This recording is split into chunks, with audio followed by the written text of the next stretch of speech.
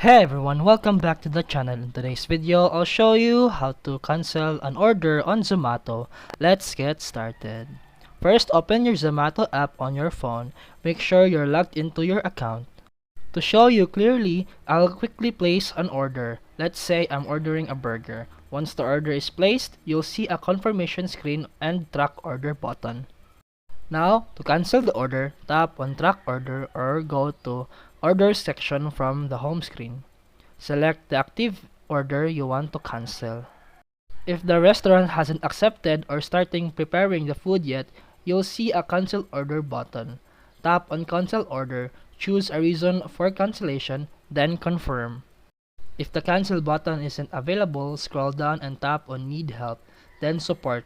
Choose I want to cancel my order and chat with the customer care team.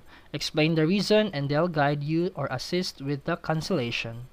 And that's it for today's video. If you found this helpful, please like and subscribe for more videos. See you in the next one.